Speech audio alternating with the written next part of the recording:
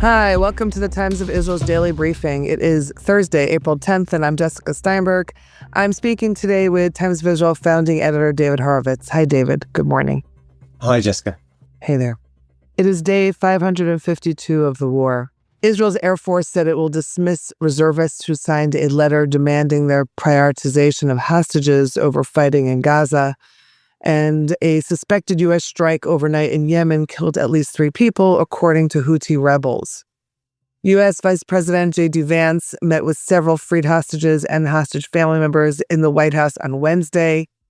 And on Saturday night, Passover Eve, the holiday will be marked at Tel Aviv's Hostages Square, says the Hostages Forum, where people are invited to bring their holiday meals, mats, and chairs, and come together in solidarity. We'll discuss today the nuclear talks to be held on Saturday between the U.S. and Iran, those direct talks, as well as U.S. President Donald Trump meeting with and speaking about freed Israeli hostages, as well as the Air Force decision regarding the reservists. Stay with us.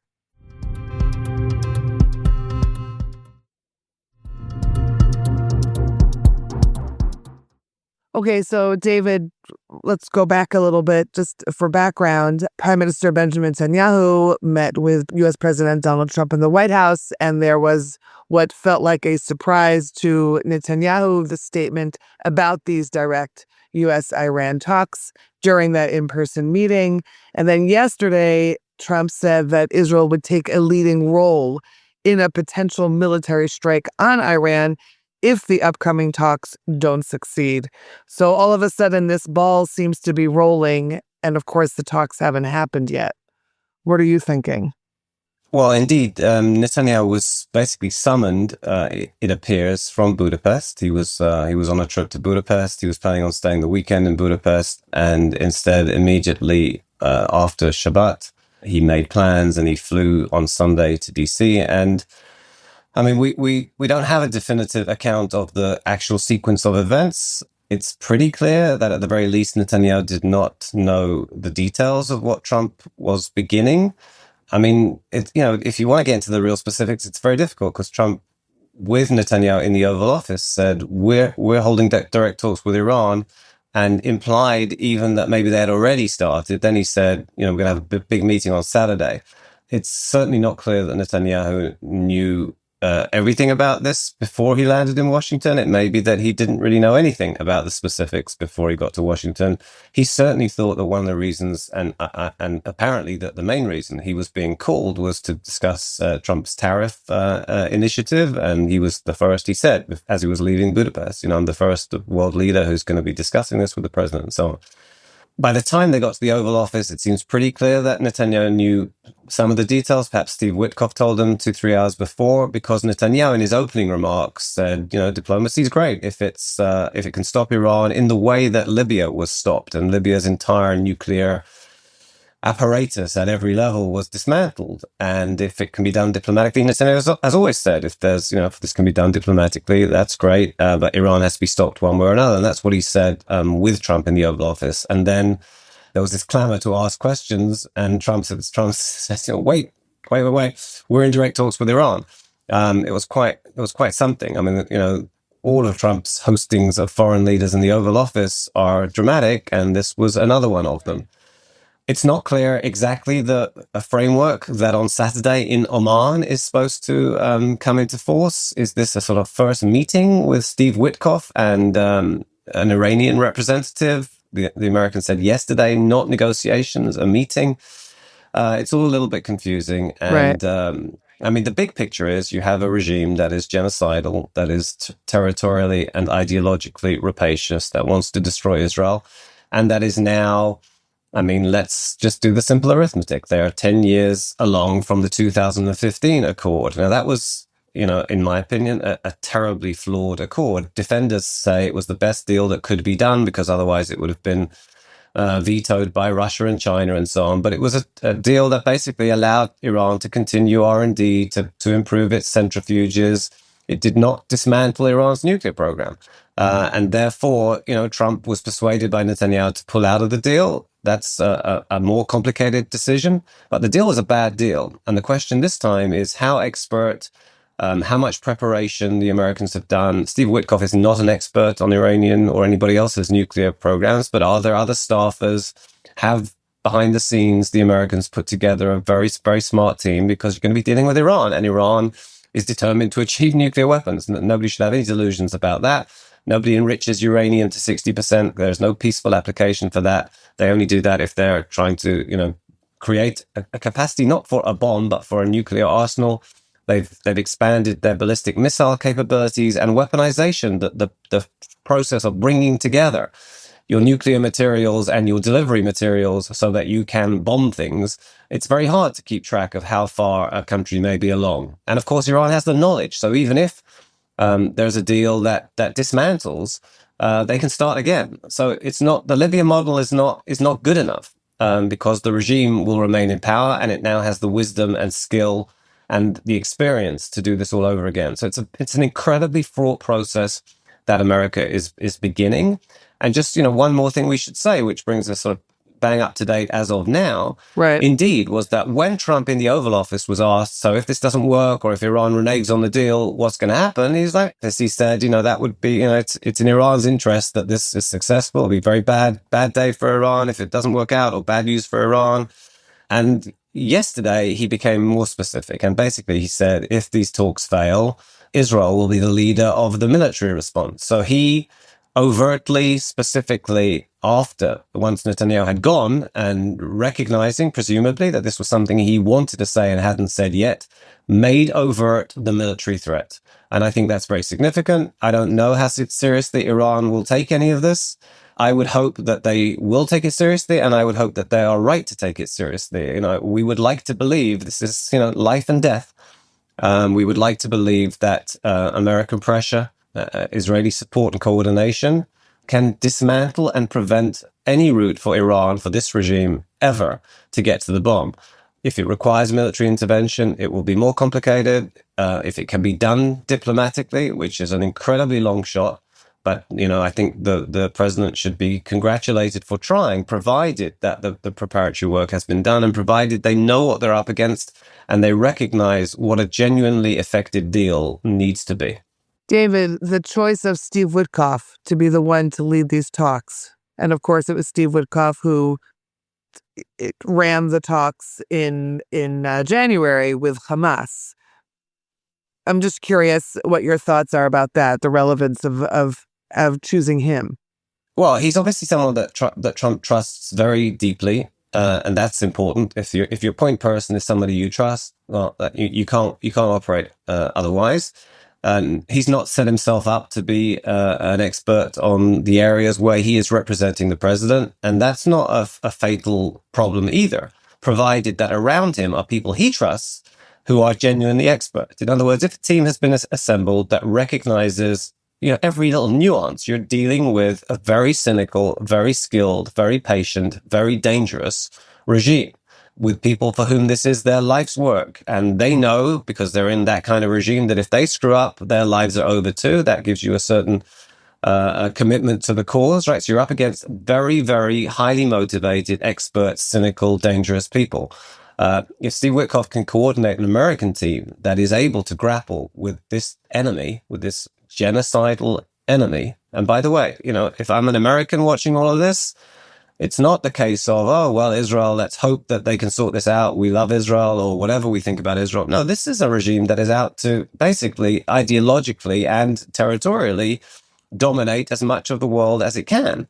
You look at Iran's tentacles around the world. It's not just Hezbollah and Hamas. Its activities in many continents. Certainly in America, we saw Iran was the instigator, the orchestrator of bombings in Buenos Aires, including attacks on the Jewish community and the Israeli embassy. But they're everywhere. And we're the little Satan, and America's the great Satan. So this is not just, you and me talking in Jerusalem and worrying about Israel and so on. This is also a battle for, the world freedom against a very, very dangerous regime that has America in its sights. Its ballistic missiles, it has constantly sought to extend their range. It has Israel well within range. It has moved on to Europe. Ultimately, it wants to have the capacity to fire missiles at the United States, and it wants a nuclear program. That's a terrible combination. So there's a lot at stake here, not just for Israel, certainly for America as well. Right. So that's on Saturday. Sticking with Trump, President Trump met with freed captives, three of them, Yair Horn, Keith Siegel, and Aviva Siegel. That was on Tuesday. He invited them on stage at this event. He called Hamas, quote, a disaster, quote, their level of hatred. And in a sense, there's this, it's like he's keeping in touch with the hostage issue, but of course, it feels like it's on the back burner, even though there are freed hostages like these three who are trying to keep it, as a current topic at all times. What do we think he's actually doing here? I have to say, I mean, for the basic, first of all, remember there are 59 hostages still held in Gaza. 24 of them at most, Israel believes, are still alive. Please God, it is 24. It's not entirely clear that it is 24. It's an incredibly fractious, politicized issue in Israel, as we've discussed many times. And I'm very struck by the president and his envoy, Steve Witkoff, and I'm sure other people in that mix. A combination of factors that I think are worth highlighting. First of all, we've seen the president several times interacting very directly with freed hostages. We've seen him welcome people to his office. We've seen him listen, and the world has registered his shock. And I think to us in Israel, I'll speak for myself, but I don't think only for myself. It is surprising and then understandable that it's a struggle for people who have not grown up in this environment to recognize the extent of Hamas's evil. And you see the president trying to get his head around this. Like, he asked the hostages, was there ever a little wink that said, you're going to be okay? Was there ever any kind word? He asked them, right? We saw him do that with Eli Sharabi and that group of hostages who he hosted in the Oval Office. And he said it again with Netanyahu in the Oval Office. This, I asked him, and I can't, he's struggling to believe the inhumanity. And we've seen that. We saw that with Adam Bowler, and we saw that with Steve Witkoff in their interactions relating to the hostages. Adam Bowler talking about trying to understand what Hamas is about and what they're seeking. And even Steve Witkoff, who's more engaged with this now, and who's obviously a man of empathy and who has a personal sense of identification and so on, saying, a couple of weeks ago, I don't think Hamas is ideologically intractable. Hamas is ideological, intractable. And I hope that Steve Witkoff has realized this. But you understand the stretch that this is. And you can see the American president, a very, very smart, instinctively smart, right? Lots of people have lots of criticisms of him. We're not getting into that. I'm just talking about him trying to get his head around, are they really so awful? Oh my God, these are such terrible people, these Hamas. And you see him struggling with that. That's one thing I wanted to say. And then the event that he invited 3 freed hostages onto the stage, I was just struck by the level of patience and empathy. This is the president of the United States. He's giving a speech about tariffs. He's using, very non-reverential language, shall we say, to talk about what the world states queuing up to get a deal with him on the tariffs.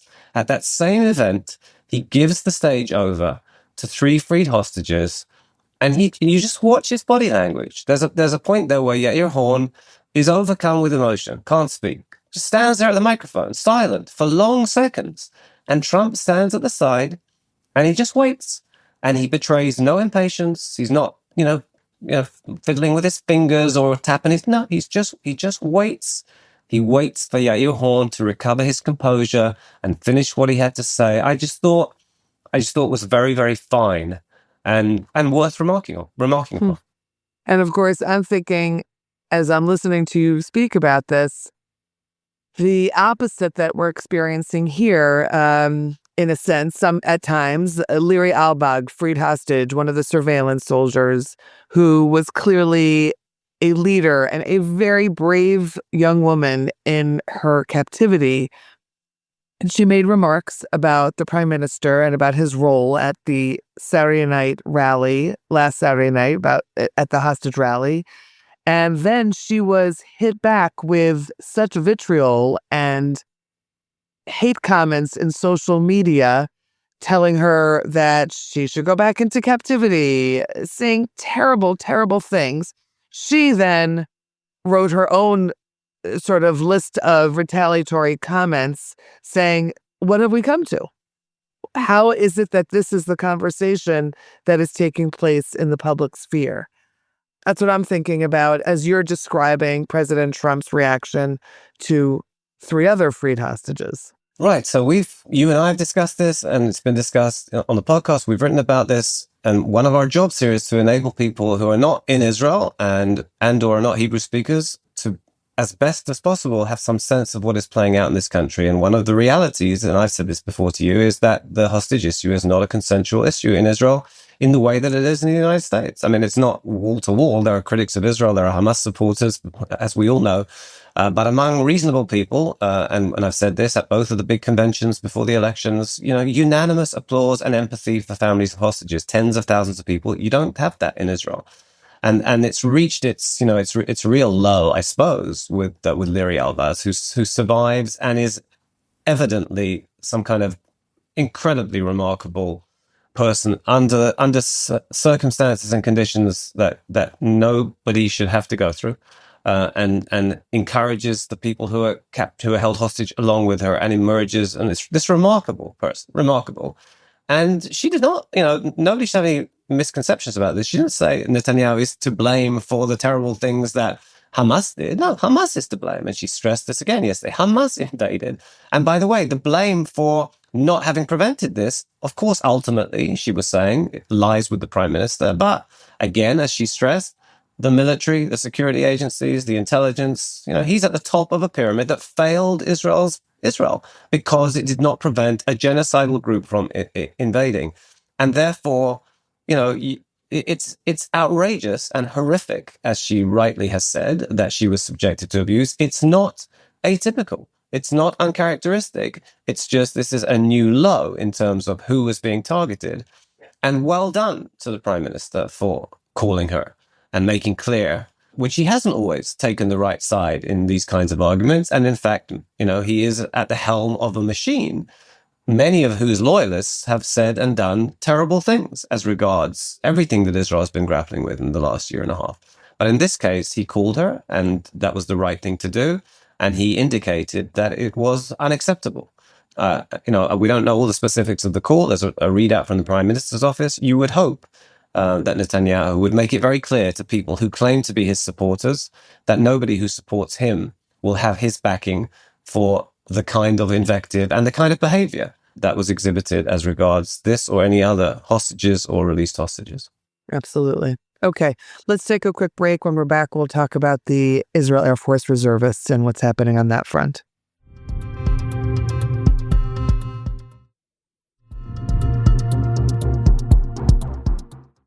Okay, so just to go back a few days, close to 1,000, I believe, current and retired reservists with the Israeli Air Force signed a letter demanding the return of the hostages, even at the cost of ending the war against Hamas.